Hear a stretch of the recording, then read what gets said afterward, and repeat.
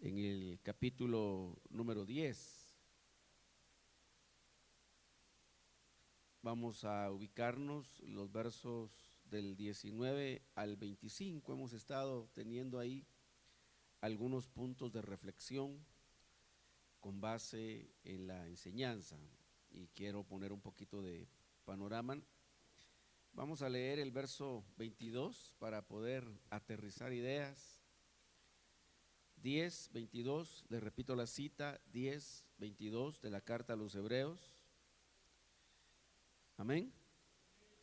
Y si usted preguntara o quisiera saber la manera de acercarse a Dios, aquí está la respuesta. Amén. A veces tenemos preguntas, tenemos inquietudes y dice el verso número 22, acerquémonos obviamente a Dios.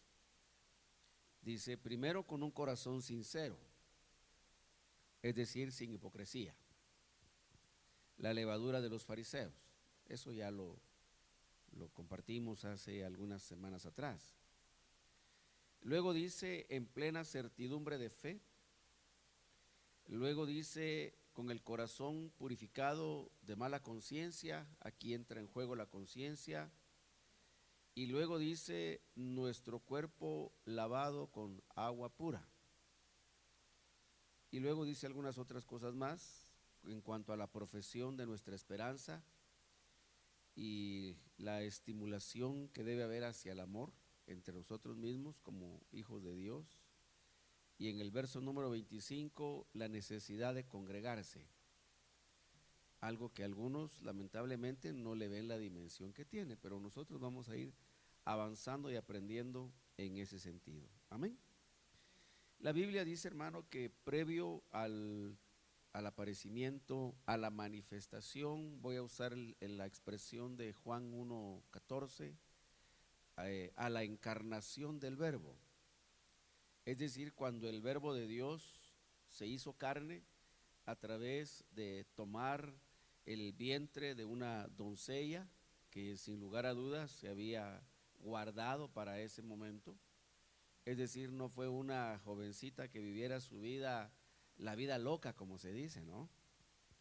Porque ese es el problema, que a veces uno quiere que Dios le dé algún tipo de bendición, pero la forma de vida no encaja con las aspiraciones. Queremos una cosa, pero no queremos el precio, no queremos pagar el precio. Entonces dice la Biblia que previo al encarnamiento de Cristo, al encarnamiento del Verbo, sabemos por la palabra que después de esa operación poderosa de Dios, María y José tuvieron más hijos. Amén, eso lo dice la Biblia con toda claridad. De una manera malintencionada, creo yo, bueno, no creo, definitivamente así es. El catolicismo romano ha quitado esa verdad de la Escritura con la idea de afianzar una idea equivocada, que lamentablemente muchas personas en el mundo siguen. Ayer, sin ir muy lejos, fue motivo de una celebración. Aquí en Guatemala eso no tiene tanto peso porque gracias al Señor muchas personas se han ido convirtiendo a Cristo y han recibido la luz de la verdad de la palabra de Dios, ¿verdad? Pero tal vez usted tenía su foto ahí, ¿se acuerda? Con su trajecito, no sé. Y estaba ahí usted cachetoncito y con su traje, porque es la costumbre, pero pretendiendo elevar un culto, una forma de culto a algo que la Biblia de manera tajante lo ve como algo negativo. Amén. Entonces, previo a que Jesús fuera encarnado como el Verbo de Dios, apareció un mensajero de Dios, un enviado de Dios, dice la Biblia. Y algunas palabras, hermano, que es importante que uno maneje un poquito los sinónimos en su sentido espiritual. Enviado de Dios, emisario de Dios, mensajero de Dios, porque son palabras que aparecen de diferente forma en diferentes textos de la Escritura. Pero dice la Biblia que Juan fue un enviado de Dios y Jesús fue un enviado de Dios, con una poco distinguible pero abismal diferencia. que Juan era un enviado entre las criaturas, pero Jesús es la esencia divina, hecha carne. Amén. Doctrina fundamental para nosotros, hermano. Jesucristo es Dios, Dios hecho carne. Y le digo porque anda también otro movimiento por ahí, aunque no todos están uniformes en su postura, pero por ejemplo los judíos mesiánicos, es decir, cristianos reciclados, que han querido encontrar en las costumbres judías y en la forma de vida judía la excelencia de su salvación, ¿verdad? Han querido encontrar como una elevación de la calidad de su salvación a través de la práctica de costumbres judías. Ellos, una de las primeras doctrinas que tratan de desacreditar de la doctrina cristiana es que Jesús no es Dios, y lo ponen en un nivel, un humano de ciertas características, pero ellos de tajo cortan la doctrina de la divinidad de Cristo. Pero la Biblia dice que Cristo es Dios, y precisamente de ahí parte la complicación, porque cuesta asimilar esa idea, ¿verdad? Pero nosotros lo creemos de manera contundente: Jesucristo es Dios. Amén. Podemos dar una ofrenda de palmas.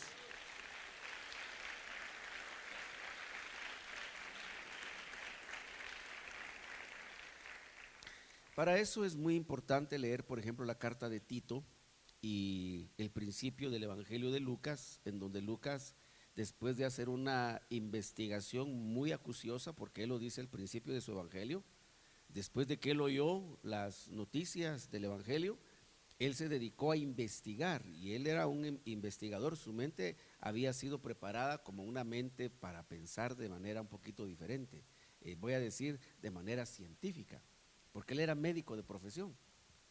Entonces, para llegar a ser médico, él tuvo que ir a la escuela, tuvo que ir a la academia, tuvo que ir a la preparación, y su mente estaba educada para pensar. Los hombres de ciencia, uno de los principios que tienen para su propia formación es cuestionarlo todo, porque si no, no pueden ser hombres de ciencia.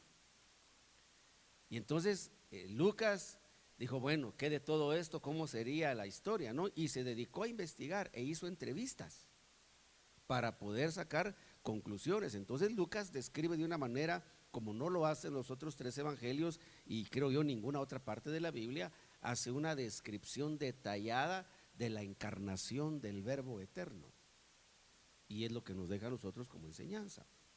Ahora dice la Biblia que previo al encarnamiento de Cristo, el Señor envió a Juan el Bautista, un enviado de Dios, pero la tarea de Juan el Bautista, que dice la Biblia, se movió en el espíritu y poder de Elías, es en donde hemos estado, aprendiendo en las últimas semanas, ¿verdad? ¿Y cuál era la misión de Juan el Bautista? Preparar al pueblo. ¿Para qué? Para la manifestación de Cristo. Ahora, hermano, nosotros sabemos que Cristo vuelve, viene por segunda vez, sin ninguna relación con el pecado, dice la Biblia. Esta vez no viene montado en pollino de asna, esta vez, hermano, viene glorioso, viene poderoso en la potencia de sus santos ángeles, hermano, acompañado de los que durmieron en Cristo. Es decir, hermano, toda una revolución, si cabe la palabra, dentro del mundo espiritual.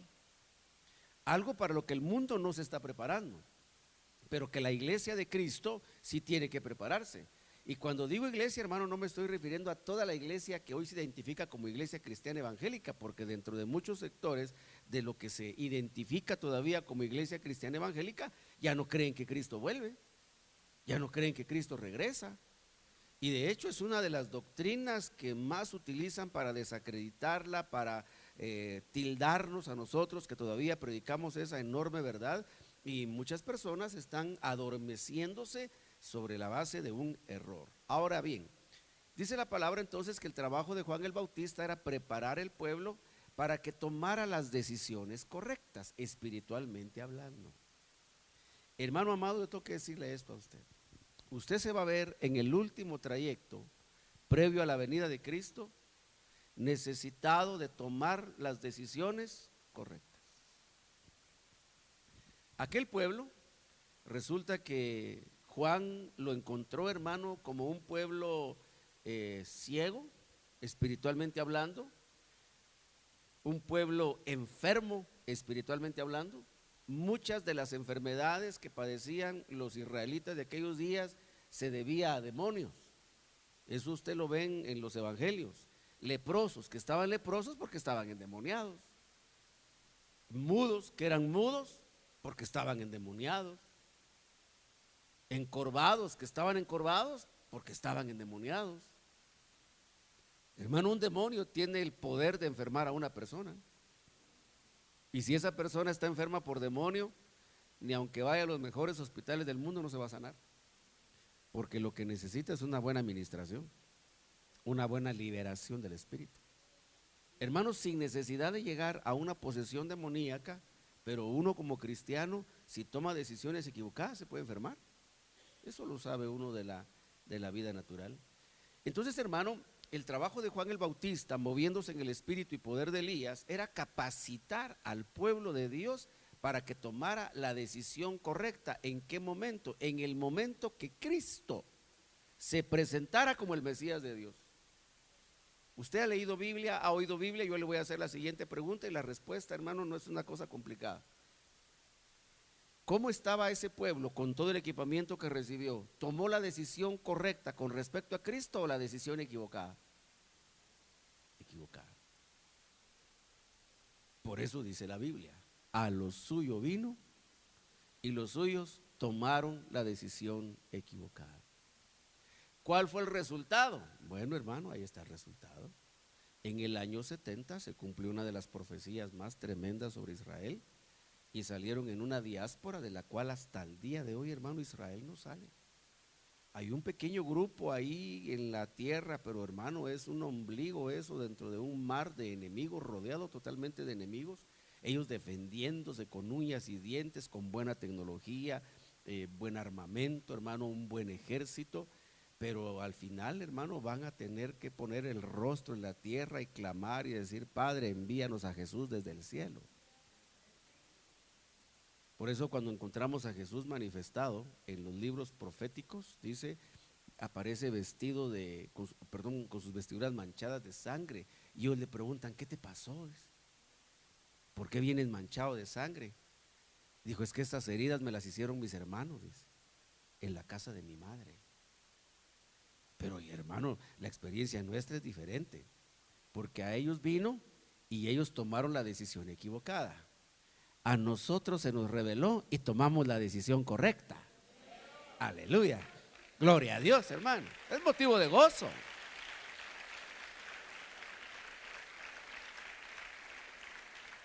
Hermano, ese es motivo de bendición.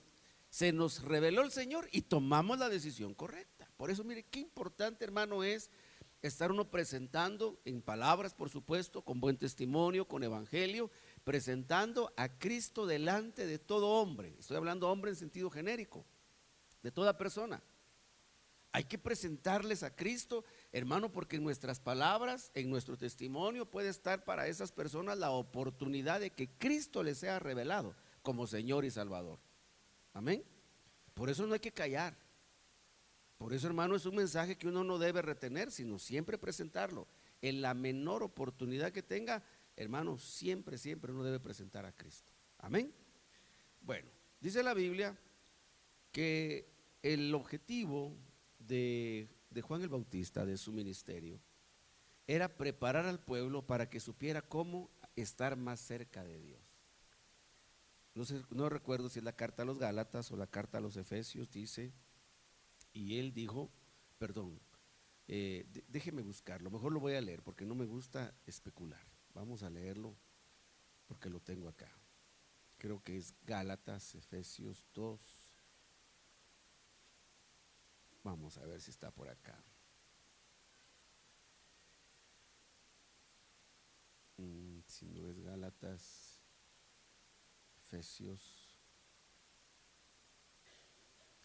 Efesios 2, verso 14. Porque Él mismo es nuestra paz, quien de ambos pueblos hizo uno, derribando la pared intermedia de separación, aboliendo en su carne la enemistad, la ley de los mandamientos expresados en ordenanzas, para crear en sí mismo de los dos un nuevo hombre, estableciendo así la paz. Y para reconciliar con Dios Reconciliar es acercar. Reconciliar es volver a conectar. Reconciliar es restablecer o restaurar la ruptura que se dio. Cuando el hombre pecó, quedó separado de Dios, quedó distanciado de Dios. Entonces Juan el Bautista viene para preparar al pueblo para que cuando Cristo los vaya a reconciliar, ese pueblo tome las decisiones correctas. No sé si me estoy explicando. Fíjese, pues tiene que haber un tiempo de preparación para que una vez Cristo le sea revelado, ese pueblo tome la decisión correcta y el pueblo pueda ser reconciliado con Dios. Porque la separación se dio por causa del pecado. Entonces la reconciliación se da sobre la base de entender, reconocer, aceptar, profesar, confesar, hermano, de que Cristo es el único que perdona pecados. Cuando Él perdona pecados, quita lo que nos separa de Dios y entonces somos reconciliados con Dios. Pero para eso, hermano, tiene que haber un tiempo de preparación. Ahora fíjese pues, usted confesó, hermano, y yo sé que usted lo hace con sinceridad, y en este sentido, hermano, yo tengo una responsabilidad muy alta. Y es que usted tiene que ser preparado para quitar lo que estorba, lo